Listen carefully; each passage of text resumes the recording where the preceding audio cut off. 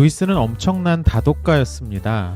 변호사인 아버지와 대학 교육까지 받았던 어머니 덕분에 어린 시절부터 집에는 많은 책들이 있었고, 루이스는 형인 워렌과 함께 그 책들을 탐독하며 유년기와 청소년기를 보냈습니다. 옥스퍼드 시절 루이스의 학생이자 훗날 잉클링즈의 멤버가 되어 동료로 오랜 시간 루이스와 함께했던 조지 세이어는 루이스가 관심을 갖고 있던 작가의 글을 아주 길게 인용할 수 있었고, 별 관심이 없는 작가의 글 중에도 암송에 인용할 수 있는 수준이었다고 회상합니다. 루이스는 단순히 책장을 넘기거나 내용을 파악하는 수준이 아니라 꽤 깊게 책을 읽어나가는 성격이었던 것 같습니다. 사람들과의 논쟁에서 다양한 저자들의 책을 자유자재로 인용하며 나섰던 고전적인 학자들의 계보에 서 있었습니다. 이런 면들을 보면 루이스는 좋은 독서법에 대해서 한마디쯤 할 수 있는 충분한 자격이 있다고 할 수 있을 겁니다. 그가 독서에 관해 쓴 책인 오독에 이와 관련한 몇 가지 문장이 있는데요. 오늘은 이 중 한 부분을 소개해드리려고 합니다. 먼저 루이스는 참된 독서가는 온 힘을 다해 책을 읽고 받아들이는 사람이라고 말합니다. 참된 독서가는 전심을 다해서 읽고 최대한 수용적인 자세를 취한다는 의미에서 모든 작품을 진지하게 읽습니다. 그러나 바로 그렇기 때문에 그가 모든 작품을 엄숙하게 또는 심각하게 읽는 것은 불가능합니다. 그는 저자와 동일한 마음으로 읽을 것이기 때문입니다. 저자가 가벼운 의도로 쓴 것은 그도 가볍게 받아들일 것입니다. 심각하게 쓴 것은 심각하게 읽겠지요. 여기서 루이스가 강조하는 건 수용적인 자세가 중요하다는 겁니다. 저도 가끔 그럴 때가 있지만 어떤 책을 보면서 처음부터 지나치게 거리를 두고 대할 때가 있습니다. 이 책의 내용은 내 생각과는 다르다는 지레 짐작을 하거나 나는 이런 장르의 책을 좋아하진 않지만 하는 수 없이 읽어야 한다는 식으로 여기는 거죠. 물론 우리가 어떤 책이나 주장을 대할 때 어느 정도 비판적인 거리를 유지하는 건 중요합니다. 그 안에 담긴 내용이 모두 옳은 건 아닐 수도 있으니까요. 특히 요새처럼 가짜뉴스가 판을 치는 세상에서 이런 자세는 더 중요할 수도 있습니다. 하지만 우리가 어떤 책을 읽을 때는 일단 좀 더 수용적인 태도가 먼저 필요합니다. 그래야 그 작품을 읽으면서 무엇인가 변화가 일어나기 때문이죠. 그런데 그렇다고 해서 모든 작품을 한결같은 진지함으로 읽어야 한다는 의미는 아닙니다. 요새 어떤 사람들이 하는 것처럼 다른 사람들이 하는 말을 하나하나 꼬투리 잡아서 그게 바른 이야기인지 틀린 이야기인지를 심판하며 봐야 한다는 뜻이 아니라는 겁니다. 루이스는 우리가 책을 읽을 때 저자와 동일한 마음으로 읽어야 한다고 조언합니다. 애초에 저자가 가볍게 농담처럼 쓴 이야기는 가볍게 읽고 넘어가면 됩니다. 유머를 위해 썼거나 핵심 내용에서 좀 벗어난 곁다리의 이야기에 지나치게 집중해서 보면 더 중요한 걸 놓칠 수 있죠. 애초에 내가 가진 관점으로만 작품을 읽으려고 해서는 안 된다는 겁니다. 물론 반대로 작가나 저자가 아주 공을 들여 주장하는 내용이라면 그만큼의 주의를 기울이며 진지하게 읽어야겠죠. 그러나 중요한 건 저자의 의도입니다. 저자가 가볍게 쓴 내용은 웃으면서 지나가면 됩니다. 모든 걸 무슨 심오한 의미가 있는 것처럼 분석하는 식으로 읽어서는 제대로 읽을 수가 없죠.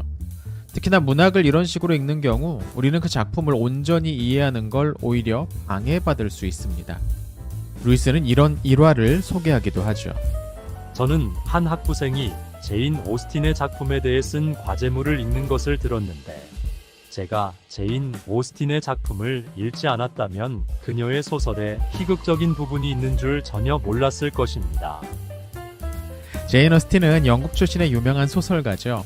여성의 사회적 활동이 왕성하지 못했던 19세기 초에 활동했던 특별한 인물로 오만과 편견 같은 작품은 영화로도 만들어지기도 했고요. 제인 오스틴의 소설은 사회 비판적인 요소도 있지만 동시에 문학적인 풍자나 유머도 풍부하게 담겨 있다고 알려져 있습니다. 그런데 루이스의 학생 중 한 명은 그녀의 책을 읽으면서 이런 유머러스한 부분을 전혀 포착하지 못했나 봅니다. 너무 진지하게만 읽으려고 했던 거죠. 언젠가 루이스는 또 다른 책에서 우리가 문학을 읽을 때 저자의 배경과 그의 시대화하는 것들에 지나치게 집중하는 걸 경계해야 한다고 말했습니다.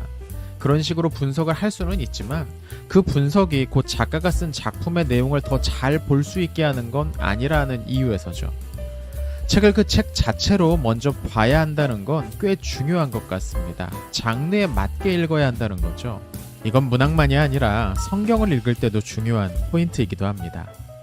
루이스의 또 다른 학생은 좀 더 과격했습니다. 이런 예도 나옵니다. 한 번은 제가 강연을 마치고 난 뒤에 한 청년이 케임브리지의 골목길 밀레인에서부터 제가 재직하는 모들린 칼리지까지 저를 쫓아오며 항의한 적도 있었습니다. 방앗간 주인의 이야기가 사람들을 웃기려고 쓴 이야기라는 교수님의 저속하고 불경한 해석에 마음이 너무 상해 괴롭고 경악스럽다는 이유였습니다. 여기 언급된 방앗간 주인의 이야기는 제프리 초서가 쓴 캔터베리 이야기에 실려있는 한 에피소드인데, 이 캔터베리 이야기 자체가 온갖 종류의 통속적인 이야기로 가득한 일종의 통속 소설집입니다. 그중 방앗간 주인의 이야기는 자신의 젊고 아름다운 아내가 바람을 필까 걱정되어 사실상 집에 가둬두듯 했던 한 목수가 결국 자기 집 하숙생과 아내가 바람이 나는 걸 막지 못했다는 풍자적인 내용이죠. 스토리도 그렇고 세부적인 내용으로 들어가면 작정하고 웃자고 쓴 게 너무나도 분명한 이 이야기에 대해 학생이 하는 말을 듣고 루이스는 속으로 얼마나 웃었을까요? 고전 혹은 문학하면 뭔가 진지하게만 읽어야 한다는 생각이 얼마나 우스꽝스러운 일인지를 보여주는 게 아닌가 싶네요. 꼭 이와 딱 맞아떨어지는 예는 아니지만 저는 최근 일각에서 오래된 작품들 속 불편한 표현들을 현대적 감각에 맞춰 바꿔야 한다고 주장하는 사람들의 생각도 좀 우려스럽게 느껴집니다.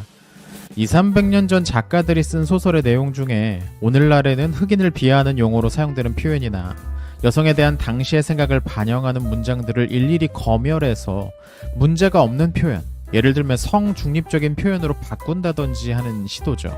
이건 그 작가들이 이미 세상을 떠난 지 오래라 그분들의 생각을 물어볼 수도 없는 상황에서 너무 일방적인 개작은 아닌가 싶습니다. 과거 유행했던 관점들이 시간이 지나면서 문제가 있는 것으로 드러나는 일은 얼마든지 가능합니다. 하지만 이 문제를 해결하기 위해 본문의 내용을 고의적으로 바꿔버린다던가 하는 게 유일한 해답일까 싶은 거죠. 악주를 추가한다든지 하는 방식으로도 얼마든지 설명을 할 수 있으니까요. 얼마 전에 세계적으로 유명한 영화사에서 만든 실사영화 인어공주가 엄청난 혹평을 받고 경제적으로도 회사에 큰 손실을 준 적이 있습니다. 문제는 영화사 측에서 자신들이 가지고 있는 특정한 관점에 어울리지 않는다는 이유로 원작이 존재하는 작품의 설정을 지나치게 바꿔버렸던 데 있었습니다. 당연히 그 설정과 연결된 많은 부분들도 함께 바뀌면서 애초에 작품이 가지고 있던 문학성이 파괴되어 버렸습니다. 그냥 하나의 사상 선전 영화가 되어버렸죠. 상황이 이런데도 영화 제작사는 이를 비판하는 사람들을 노골적으로 조롱하며 뒤떨어진 인간들이라고 폄하해버리기도 했습니다. 그런데 이런 식의 움직임은 단지 몇몇 영화사에서만 일어나고 있지 않습니다. 문화계에서는 꽤나 전위적인 움직임들이 더 자주 보이고 그들은 오래된 비석의 글자를 지우고 새로 새기는 일도 마다하지 않을 열정을 가지고 있는 것 같습니다. 그것이 가지고 있는 원래의 역사적, 문학적 가치보다 지금 자신들의 바른 생각을 전달하는 게 더 중요하다고 생각하는 거죠. 아이들을 위한 동화조차도 자신들의 사상을 가르치는 도구로만 사용하려는 사람들은 지금은 옳다고 생각하는 특정한 철학 사조가 시간이 지나면서 얼마나 멍청한 생각인지 드러날 가능성에 대해 전혀 생각하지 못하는 걸까요? 이런 거창한 철학적 논쟁이 아니라도 이런 사람들의 문제는 모든 걸 너무 근엄하고 진지하게만 읽으려는 태도를 가지고 있다는 점입니다. 한마디로 쿨하지 못하다는 거예요. 루이스는 이렇게도 말합니다. 그들은 근엄하지만 진지한 독자는 아닙니다. 그들은 자기 앞에 놓인 저작들의 선입견 없이 공정하고 당당하게 마음을 열어놓지 않습니다. 이야기에 좀 더 마음을 열어놓고 작가가 만든 세계에 먼저 푹 빠져보는 것, 그게 문학을 읽는 가장 기본적인 자세라는 것, 루이스가 강조하는 부분입니다. 사실 이건 우리가 어렸을 때 학교에서 문학을 읽는 방법을 잘못 배운 탓도 있지 않나 싶어요. 우리는 자꾸 시인이나 작가의 생애를 분석하고 각 표현에 담긴 역사적 배경을 따지고 하는 식으로 훈련을 받아왔잖아요. 여러분은 책을 읽을 때 어떻게 읽고 계시나요?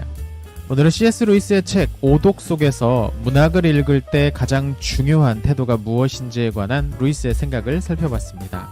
여러분은 어떻게 생각하시나요? 내용 괜찮으셨다면 구독과 좋아요 부탁드립니다. 다음에 또 좋은 영상을 준비하겠습니다. 시청해주셔서 감사합니다.